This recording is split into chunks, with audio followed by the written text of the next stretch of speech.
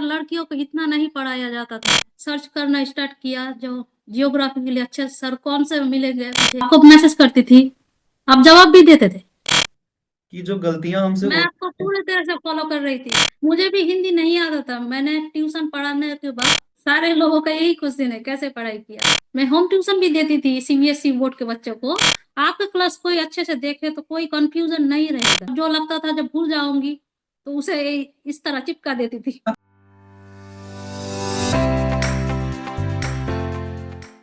तो इस बार NTA UGC net का एग्जाम दिसंबर का हुआ और न जाने कितने ही स्टूडेंट्स ने इस एग्जाम को क्वालिफाई किया, लेकिन अक्रॉस इंडिया से ज्योग्राफी सब्जेक्ट में एग्जाम देने वाले 30,000 से ज्यादा स्टूडेंट थे।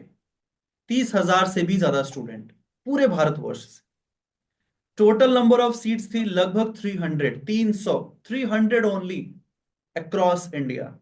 और उस 300 सीट में से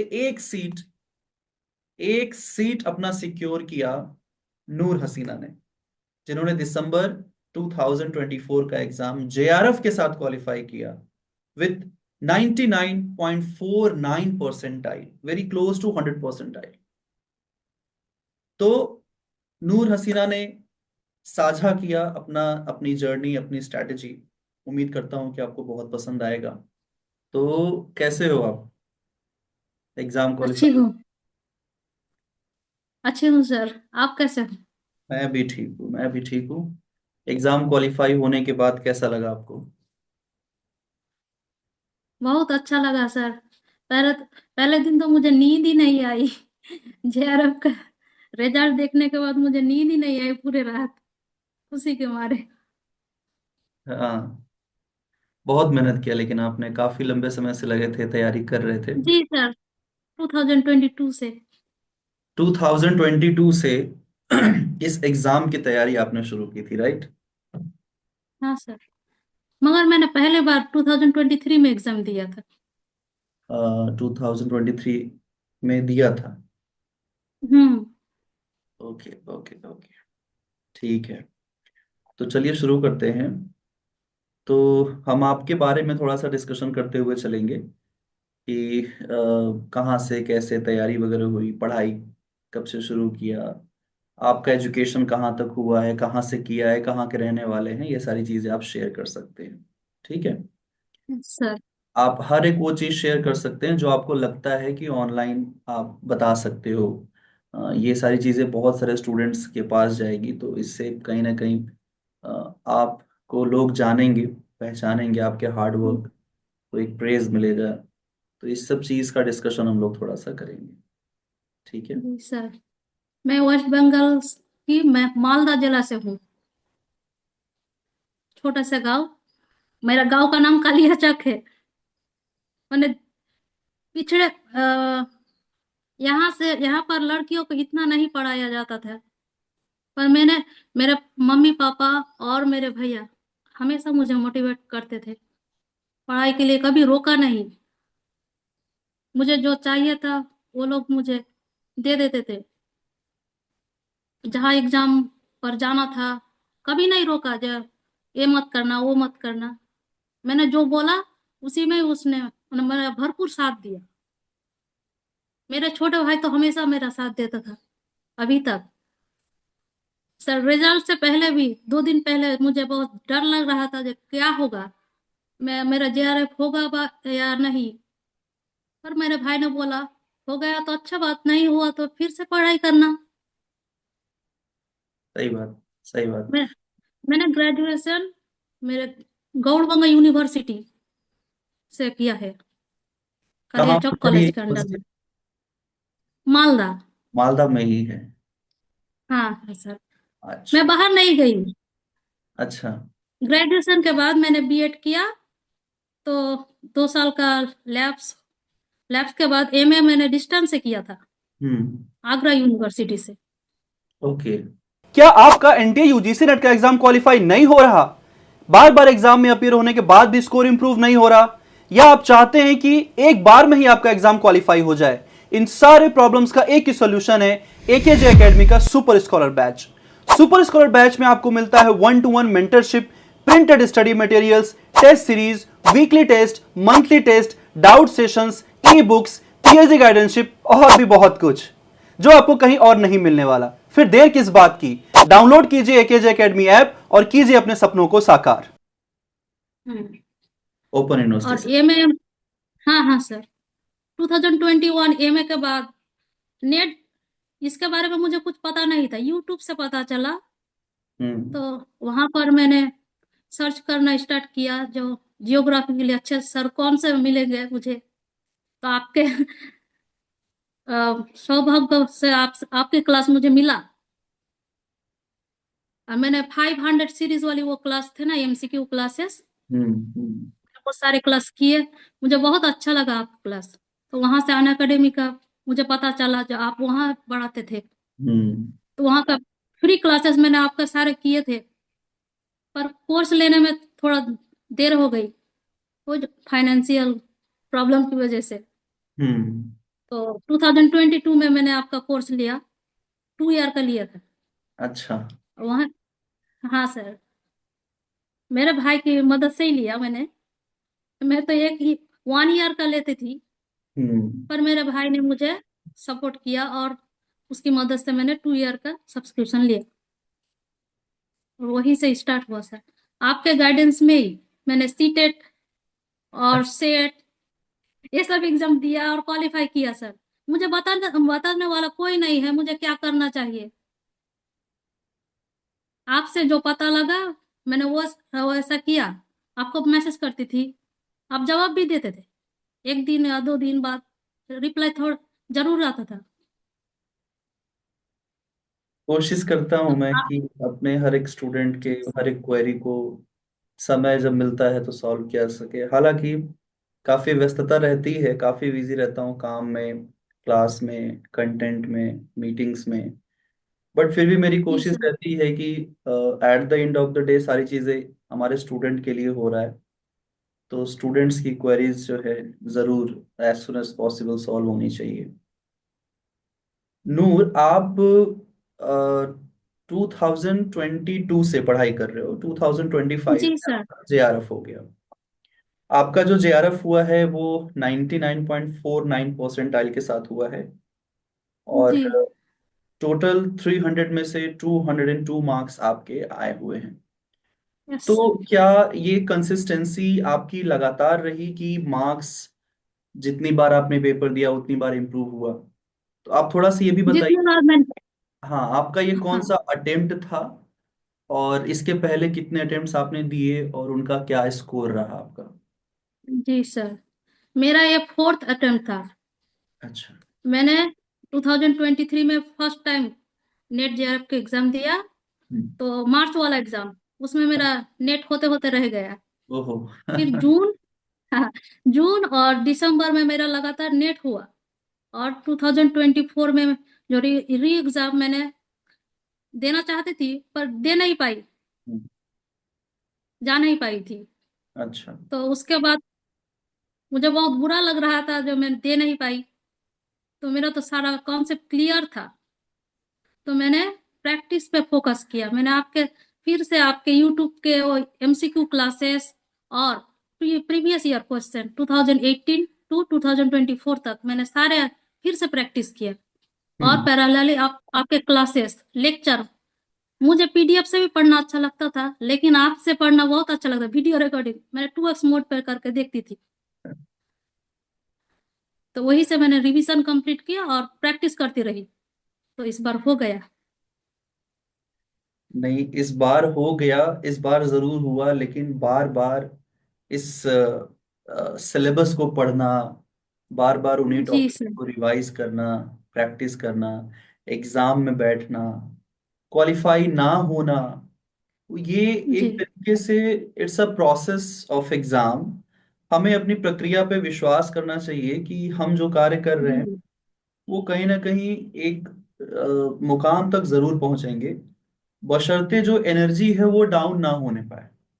जी पढ़ाई हम कर रहे हैं उसमें ये कभी खुद के ऊपर सेल्फ डाउट ना होने पाए कि हम क्यों, हमसे नहीं हो पाएगा, है ना। सोचने वाली बात ये होती है कि हमसे क्यों नहीं हो पाएगा, जबकि हमारे बीच से ही, अपने बीच से ही जी लोग जेआरएफ क्वालिफाई करते हैं, असिस्टेंट प्रोफेसर बनते हैं, तो वो लोग भी वही सारी चीजें कर रहे होंगे जो हम कर रहे हैं।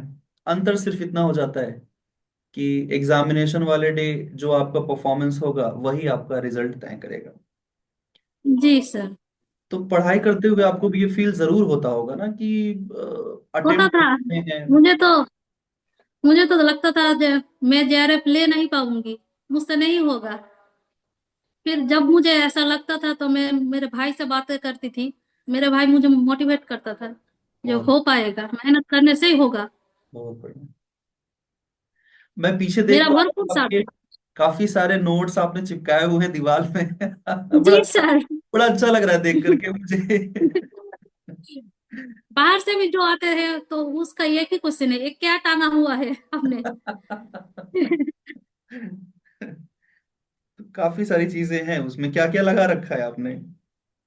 बहुत सारी चीज जो सिली मिस्टेक, जो बार बार प्रैक्टिस के समय जो भूल होते थे, मैंने गलत होते थे, उसको मैंने चिपका दिया। डेली देखती थी। ये वो स्टिकी नोट्स की तरह जो हम लोग क्लास में बोलता रहता हूँ कि स्टिकी नोट्स जी लगाइए। सर। जी और सर। बहुत अच्छा लग रहा है मुझे देख करके कि देखिए बात को मानना और फिर उसको इम्प्लीमेंट करना, देखिए कितना फायदेमंद रहा कि जो गलतियां हमसे मैं होती आपको हैं। पूरी तरह से फॉलो कर रही थी। मेरे सारे फ्रेंड अब जेआरएफ क्वालिफाई करने के बाद उसका एक ही क्वेश्चन है, क्या मैं आप सर के पीडीएफ पर भरोसा कर सकती हूँ? मैंने बोला जरूर, 100%। मैंने तो आपको ही फॉलो किया है। और कुछ मैप पर फोकस किया, जो मैप बेस्ड क्वेश्चन आते थे, तो वो उसके लिए थोड़ा मेहनत किया। और बाकी आपके नोट मैंने और किसी से नहीं पढ़ा, सिर्फ आपको ही फॉलो किया है। नहीं, बहुत अच्छी बात है कि देखिए जब चीजें कई बार हम भूलते रहते हैं। कई बार कुछ कुछ टॉपिक्स ऐसे होते हैं जो हम बुक्स में पढ़ तो लेते हैं लेकिन एग्जाम में आता है तो गलत हो जाता है। ऐसी चीजों को हम ऐसी गलतियों को हम ना रिपीट करें, यही एक हम्म। क्वालिफाइड एस्पिरेंट और एक जो अनसक्सेसफुल एस्पिरेंट है उसके बीच का गैप है कि हम वही जी गलतियां सर। बार बार दोहरा रहे हैं, उसी क्वेश्चंस में उसी टॉपिक्स में बार बार हम गलत आंसर्स करके आ रहे हैं। क्यों ना एटलीस्ट उससे हम बाहर निकले। तो मैं जब मैंने एग्जाम दिया था तो मेरे साथ भी यही होता था। मैं फिफ्थ अटेम्प्ट में जाकर के मेरा जब जेआरएफ हुआ, तो मुझे ये रियलाइज हुआ कि मैं फोर्थ अटेम्प्ट तक यही गलतियां करता रहा कि मैं सेम क्वेश्चंस को गलत करके आता रहा एग्जाम में। मैंने कभी उस पर ध्यान नहीं जी दिया, सर। मुझे लगता था कि मैं पढ़ लूंगा हो जाएगा। बट वो होता है ना कि वो एक्शंस आपके काउंट होते रहते हैं, तो हर दिन कुछ ना कुछ सीखने को मिलता है। ये चीज मुझे देख के बड़ा अच्छा लगा। उम्मीद करता हूँ जो भी स्टूडेंट ये वीडियोस को देख रहे होंगे आप लोग भी ऐसा जरूर करेंगे। जब आप पढ़ाई कर रहे हो तो आपको ये ध्यान देने की जरूरत है कि जो चीजें हमें परेशान करती हैं आप उनसे डेली रूबरू करो। लगा दो अपने, जैसे बैकग्राउंड पे नूर ने लगाया हुआ है, बड़ा अच्छा लग रहा है। जब आप कमरे में एंटर मैं करो डेली इसे पढ़ती थी, देखती थी। तो कितनी अच्छी बात है कि आपको बार बार वो चीज बुक के बुक को ओपन करने की जरूरत नहीं, नोट्स को ओपन करने की जरूरत नहीं है। जी सर। एटलीस्ट गलतियों को हम जरूर वहां लगाएं कि ये गलती होती है तो पढ़ाई करते वक्त वो गलती नहीं होगी। है ना, ये बहुत ही बेहतरीन टेक्निक्स है जो भी स्टूडेंट नहीं क्वालिफाई कर पाते हैं, आप सभी लोगों के लिए भी ये एक सीख है। और स्टूडेंट को तो ये भी परेशानी है जो आप इंग्लिश में पढ़ाते हो। पता नहीं, मुझे तो ऐसा लगता है कि मैं तो दोनों ही भाषाओं में बात भी करता हूँ। आम बोलचाल की भाषा में बात करता हूँ मैं तो क्लास में, हमारी बोलचाल की लैंग्वेज होती है। अब एकेडमिक्स में अपने टर्मिनोलॉजीज होते हैं, ज्योग्राफी एक साइंटिफिक सब्जेक्ट है।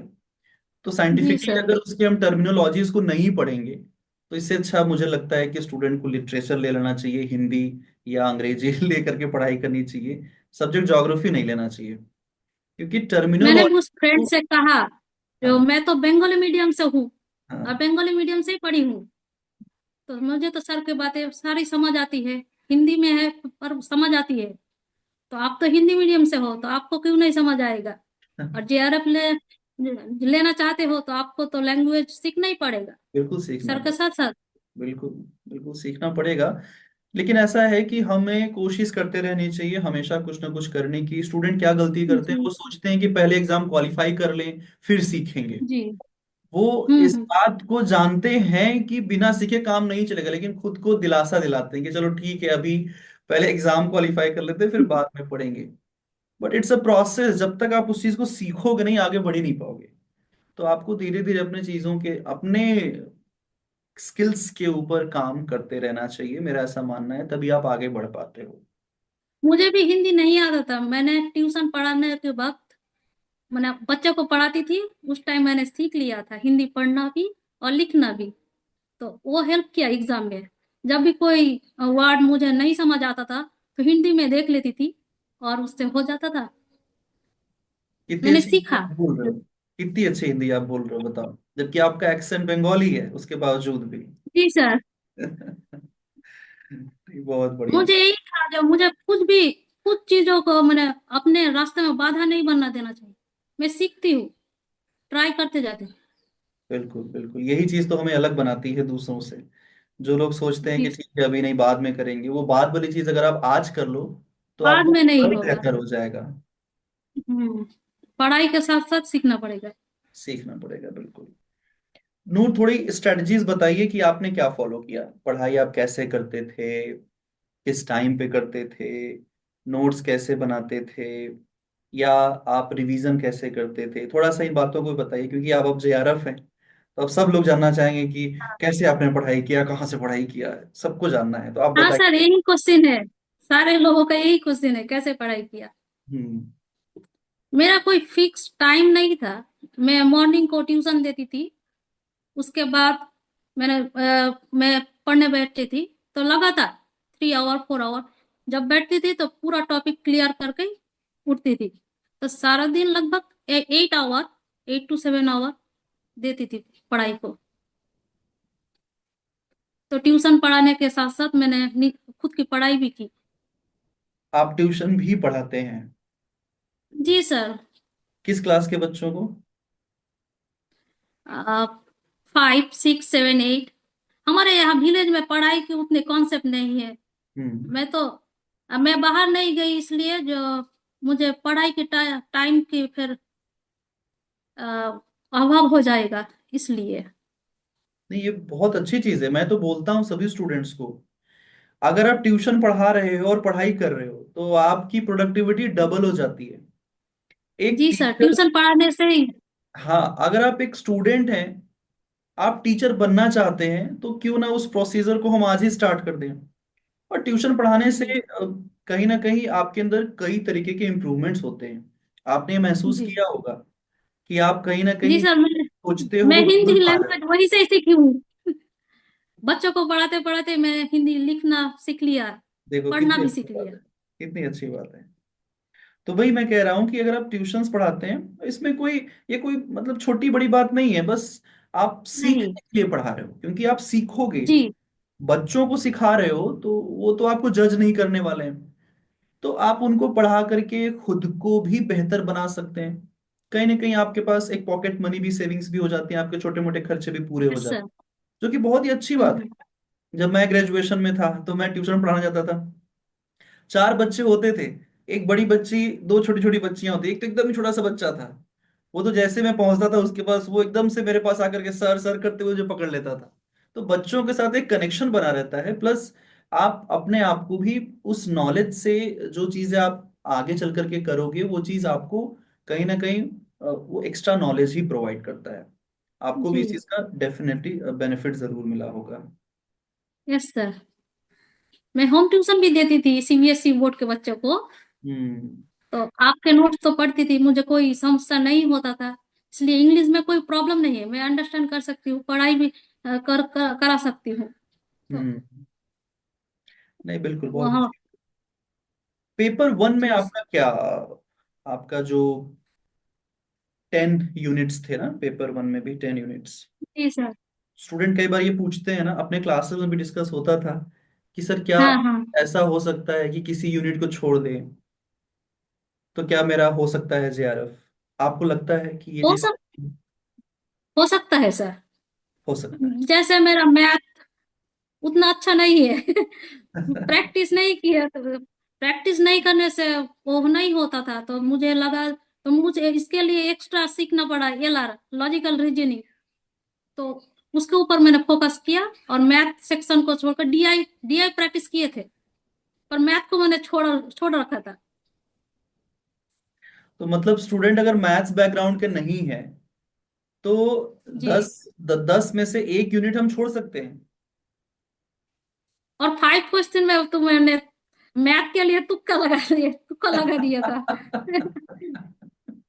कितने करेक्ट हुए थे? सब में तो स्ट्रांग नहीं होते थे, तो मेरा मैथ थोड़ा वीक था, इसलिए मैंने तो वहां पर तुक्का में ना मेरा 2 क्वेश्चन ठीक हो गए थे।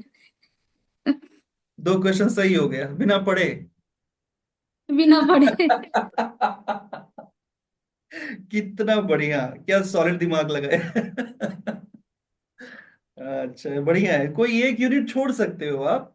अगर ऐसा जी होता है, सर। स्टूडेंट सोचते हैं कि 10 यूनिट पढ़ना है, कितना सारा पढ़ना है। बताना चाहूंगा कि जो यूपीएससी के टॉपर्स भी होते हैं ना, यूनियन पब्लिक सर्विस कमीशन, संघ लोक सेवा आयोग के जो टॉपर्स होते हैं, जो आईपीएस आईएएस बनते हैं, वो लोग भी 100% नहीं जानते चीजों को। तो वो लोग भी जी। ऐसा ही करते हैं, सब कुछ पढ़ के आप नहीं जा सकते। लेकिन ये ध्यान रखने वाली बात है कि जो आप पढ़ के जा रहे हैं उसमें कॉन्फिडेंट होना चाहिए कि मैं इतना पढ़ यस। लिया हूं, इसको तो नहीं छोड़ूंगा कुछ भी हो जाए। मेरा सब्जेक्ट में नंबर ज्यादा था पेपर 1 से। कितना स्कोर था आपका ज्योग्राफी में? सर ज्योग्राफी में मेरा 75 प्लस करेक्ट था। 75+ स्कोर था। जी सर। इम्प्रेसिव, बहुत बढ़िया।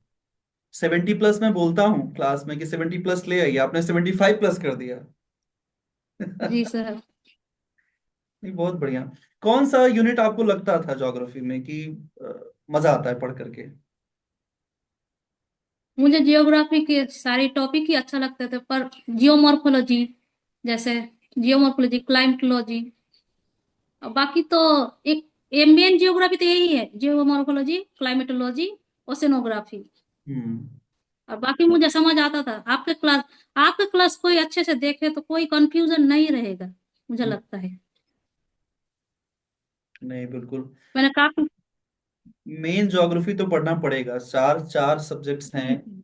जियोमॉर्फोलॉजी, क्लाइमेटोलॉजी, और ओशन। थॉट तो हिस्ट्री की तरह है, वो तो आपके क्लास से मैंने रट लिया था, वो सारे कंप्लीट थे। हम्म। नहीं, बढ़िया बढ़िया। अच्छा, कौन से यूनिट आपको लगते हैं ज्योग्राफी में एक स्टूडेंट को? कई बार जो एस्पिरेंट है, सभी जो वीडियो देख रहे हैं स्टूडेंट लोग, वो ये जरूर बात पूछेंगे कि सर, आपसे भी जानना चाहेंगे कि अ, किस यूनिट पे ज्यादा फोकस करें। ऐसी कोई यूनिट आपको लगती है कि 2-4 यूनिट पढ़ लें तो जेआरएफ हो सकता है, ऐसा आपको लगता है? नो, पूरा पढ़ना पड़ेगा, पूरा पढ़ना पड़ेगा। जियोग्राफी ऑफ इंडिया से तो अभी कुछ ज्यादा ही क्वेश्चन आ रहे हैं। है। मैंने तो हाँ, एग्जाम के एक 1 वीक पहले से ही मैंने सेंसस के क्लास, आपने जो यूट्यूब में लिया था, वो डेली एक बार हम्म। मॉर्निंग में देखना ही था वो। हम्म। काफी जितना सुनूंगी उतना याद रहेगा। काफी क्वेश्चंस आए थे सेंसस से इस बार भी। जी सर। मैं अभी बैठ करके उसके पेपर का एक्सप्लेनेशन तैयार कर रहा हूँ। तो मैंने देखा कि काफी सारे क्वेश्चंस आए हैं उसमें सेंसस से। पिछली बार भी आए थे, पिछली बार वो 7-8 क्वेश्चंस आए थे। जी। तो एक मैंने आध। यूट्यूब का क्लास डेली देखा था, डेली। अच्छा। वो तो चेंज नहीं होने वाला है, जितना बार देखूंगी उतना मेमोराइज हो जाएगा, याद रहेगा। और बिल्कुल। जो चीज याद नहीं होते थे मैं लिखती थी, मुझे लिखना अच्छा लगता था। पढ़ाई करने के बाद उसका समरी, मैंने आज क्या क्या पढ़ा, हम्म। ये काम किया करती थी। तो पढ़ाई पूरे दिन आपने की, और फिर शाम को जी या दिन सर। में जब आपको टाइम मिलता था तो आप उसकी समरी लिखते थे कि ये आज मैंने पढ़ लिया। हाँ। हाँ सर। तो इससे आप रिलेट कर पाते थे, आपको याद रहता था 10 दिन बाद भी कि हाँ, आपने ये चीज पढ़ ली है।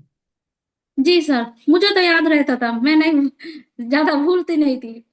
हम्म। एक बार जो मैंने सुन लिया तो वो मुझे याद रहता था, और जो लगता था जब भूल जाऊंगी तो उसे इस तरह चिपका देती थी। ये टेक्निक बहुत अच्छी है, बहुत अच्छी टेक्निक है ये। स्टूडेंट बोलते हैं, क्लास में हम लोग डिस्कस करते ही थे, स्टूडेंट बोलते ही हैं कितनी बार, तो आपने बोला था, मुझे बहुत अच्छे से याद है क्लास में। स्टूडेंट बोलते हैं कि पढ़ने के बाद पढ़ तो लो, याद नहीं रहता है। तो इसका कोई सोल्यूशन है? आप कुछ इस पे राय देना चाहोगे? जी, एक बार क्लास देखने के बाद अगर कुछ समझ में ना आए तो दोबारा वो क्लास देखना चाहिए, उससे ऑनलाइन और नोट बनाना चाहिए, और उसे बीच बीच में प्रैक्टिस करना चाहिए, पढ़ाई करना, रिवीजन करना चाहिए। हम्म। जो जो लोग भूल जाते हैं और जिसे याद रहता है, वो कौन सा पीडीएफ आपके क्लास के बाद पीडीएफ पढ़ लेगा तो याद हो जाएगा। मैं तो हम्म। वही करती थी। आपके क्लास तो 2x मोड में भी मुझे स्लो ही लगता था। हाँ, मैं थोड़ा क्लास में आराम से पढ़ाना प्रेफर जी करता सर। हूँ। मुझे पढ़ाना आराम से अच्छा लगता है। बाकी देखिए, ऐसी चीज है कि आप इसमें जितना समय देंगे, जितनी गहराई में उतरेंगे, उतना ही ज्यादा उसका मजा आता है। तो हम लोग हर जी चीज को एक्सप्लोर कर पाते हैं, हर चीज को जान पाते हैं कि क्या चीज कोई कॉन्सेप्ट कैसा है और कितना है। तो एक जो पूरा उसका होराइजन है वो हम कवर कर पाते हैं। अब अगर मैं पीडीएफ रीड करता रहूं बस, तो वो चीज भी तो जी फायदेमंद नहीं। मैं करता नहीं अपने क्लासेस में। पीडीएफ रीड करना मुझे बिल्कुल पसंद नहीं है। तो मैं तो उन चीजों को एक्सप्लेन करता हूँ कि ये है तो क्यों है, और नहीं है तो क्यों नहीं है। इससे काफी जी हेल्प सर। मिलती है स्टूडेंट्स लोग को, और रिजल्ट्स भी आप लोग लाते ही हो। तो एक सेटिस्फैक्शन जी होता है कि कहीं ना कहीं जो अपनी टीचिंग टेक्निक्स हैं वो अच्छी हैं, बेहतर हैं। हम लोग हर साल ही इम्प्रूव करते रहते हैं। इस साल भी काफी सारे बुकलेट्स वगैरह लॉन्च किए गए थ्योरीज के, तो उससे भी काफी बेनिफिट मिल रहा है स्टूडेंट्स लोग को। जी सर, मैंने पहले ही पीडीएफ निकाल लिया था, इसलिए मैंने बुक नहीं लिया। तो हाँ, जियोग्राफी पहले ऑफ अपने। इंडिया का मेरा इच्छा है जो लूंगी मैं। हाँ, उसकी बुक तो आने ही वाली है, डेफिनेटली आ जाएगी अगले महीने तक। जी सर। क्या कहना चाहोगे आप अपने क्लासमेट्स को जो आपके साथ पढ़ते हैं, या उन एस्पिरेंट्स को जो जून का पेपर देने वाले हैं या दिसंबर का पेपर देने वाले, सोच रहे हैं कि हमें भी नूर हसीना की तरह जेआरएफ होना है? क्या कहना चाहोगे आप जी उनको कि वो क्या करें कि उनका भी हो जाए? वो थोड़े कुछ देर आपके क्लास अच्छे से सुने, उसे समझने की कोशिश करें, और अ, उससे जो आप क्लास में पीडीएफ में है वो तो नोट करें, जो एक्स्ट्रा आप नॉलेज देते हो उस पर भी ध्यान दे। और पैनिक होने के बजाय अच्छे से आपके क्लास को करते रहना चाहिए, रिवीजन के ऊपर फोकस करना चाहिए और प्रैक्टिस। ये सारी चीजें मुझे करें। लगता है प्रैक्टिस। हाँ, पीवाईक्यू भी वहां से भी क्वेश्चन बहुत रिपीट होता है। तो पीवाईक्यूज की प्रैक्टिस की थी आपने? जी सर। कहाँ से की? 2018 टू 2024 आपकी net JRF solution telegraph channel. मैं हाँ। तब आपकी बुक नहीं ले पाई थी, इसलिए हम्म। वहां से किए प्रैक्टिस। और हम्म। जहां गलतियां होती थी तो आपके पीडीएफ से पढ़ लेती थी तुरंत। बहुत बढ़िया, बहुत बढ़िया। काफी सिस्टमैटिकली आपने चीजों को अरेंज किया अपनी पढ़ाई को लेकर के, बहुत सीरियस। जी जब सर। तक आप सीरियस नहीं होंगे अपने स्टडी को लेकर के, तब तक रिजल्ट सीरियस कहाँ से आएगा? तो जी सर। बहुत अच्छा लगा मुझे ये जानकर के कि आप एकदम सिस्टमैटिकली आपने अपनी पूरे स्टडीज को ऑर्गेनाइज किया और फिर अपनी पढ़ाई को स्टार्ट किया। ये बहुत अच्छी बात है, हर स्टूडेंट को इसको फॉलो करना चाहिए। काफी स्टूडेंट है एक बार या दो बार देने के बाद मायूस हो जाते हैं, नहीं होगा, नहीं हो सकता। मायूस नहीं होना है। मैम कभी ये नहीं सोचा जो नहीं होगा, मुझसे नहीं होगा तो किससे होगा। तो इस तरह मैंने अपने जोर से जब भी मुझे डिमोटिवेट लगता था, सेल्फ डाउट होता था, तो मेरा भाई मुझे हमेशा मोटिवेट किया और मैं पढ़ाई करती रही। और मेरे पास कोई ऑप्शन भी नहीं है, करेक्ट। जब पढ़ाई नहीं करूंगी सफल तो होना ही है। बिल्कुल, बिल्कुल। सारी बातें मुझे याद आ रही हैं कि हम लोग क्लास में क्या क्या डिस्कस करते हैं। पढ़ाई के साथ साथ जी बाकी सर। चीजें भी होती हैं। अच्छा लग रहा है ये। क्योंकि इतनी देर पढ़े, एक लड़की इतनी समय तक पढ़ती है तो लोगों लोगों पर ने हजारों रकम बात करते हैं, वो भी सुनना पड़ता है। और मेरी फैमिली मुझे हरदम सपोर्ट करती है। बहुत अच्छी बात है, बहुत अच्छी फैमिली है। ऐसी फैमिली ईश्वर करे सबको मिले कि अपने बच्चों को जी सपोर्ट्स करें उनको, ताकि वो आगे बढ़ें। क्योंकि अगर वही आगे नहीं बढ़ेंगे तो फिर फैमिली तो वहीं रह जाएगी ना। बच्चे आगे बढ़ेंगे तो फैमिली भी डेफिनेटली आगे बढ़ेगी, बढ़ेगी। तो इस बार एनटीए यूजीसी नेट का एग्जाम दिसंबर का हुआ, और न जाने कितने ही स्टूडेंट्स ने इस एग्जाम को क्वालिफाई किया। लेकिन अक्रॉस इंडिया से ज्योग्राफी सब्जेक्ट में एग्जाम देने वाले 30,000 से ज्यादा स्टूडेंट थे। 30,000 से भी ज्यादा स्टूडेंट पूरे भारतवर्ष से। टोटल नंबर ऑफ सीट्स थी लगभग 300, 300, 300 ओनली अक्रॉस इंडिया। और उस 300 सीट में से एक सीट अपना सिक्योर किया नूर हसीना ने। जिन्होंने दिसंबर 2024 का एग्जाम जेआरएफ के साथ क्वालिफाई किया with 99.49 percentile, very close to 100 percentile. तो नूर हसीना ने साझा किया अपनी जर्नी, अपनी स्ट्रैटेजी। उम्मीद करता हूं कि आपको बहुत पसंद आएगा। सभी लोग नूर हसीना के इस वीडियो को जरूर शेयर करिए, ताकि उन स्टूडेंट्स को, जो लोग पढ़ना चाहते हैं लेकिन किन्हीं कारणवश वो पढ़ाई नहीं कर पाते हैं, ड्रॉप आउट्स हो जाते हैं, या एक मोटिवेशन की कमी रहती है कि होगा कि नहीं होगा। सफलताएं देखिए आपके प्रयास पर निर्भर करती हैं, और जब तक आप एफर्ट्स नहीं डालेंगे तब तक सफलता मिलने वाली नहीं है। फोर्थ अटेम्प्ट में क्वालिफाई करना अपने आप में यह दर्शाता है कि पिछले 3 अटेम्प्ट में असफल होकर के हमने क्या क्या चीजें सीखी, और उन्हीं 3 अटेम्प्ट्स ने यह सिखाया कि अगला अटेम्प्ट हमें क्वालिफाई करना ही है। और ये सपना सच कर दिखाया नूर हसीना ने। ऐसे ही और मोटिवेशनल वीडियोस के लिए सब्सक्राइब करिए एकेजे एकेडमी और net JRF solutionist YouTube channels को, और डाउनलोड कीजिए एकेजे एकेडमी ऐप, जहां पर आपको ज्योग्राफी कंप्लीट सिलेबस कवर करवाया जाता है, जहां पर आप पढ़ाई करके अपने एग्जाम को बिल्कुल नूर हसीना की तरह क्वालिफाई कर सकते हैं। Thank you so much Noor. मैं चाहता हूं, पूरी AKJ academy thank you so much. चाहती है कि आप ऐसे ही आगे बढ़ते रहें, नाम रोशन करते रहें थैंक यू। अपने फैमिली का, अपने समाज का, और आने वाले भविष्य में आप एक बेहतर शिक्षक बने और एक बेहतर समाज का निर्माण करें। Thank you so much. Thank you sir.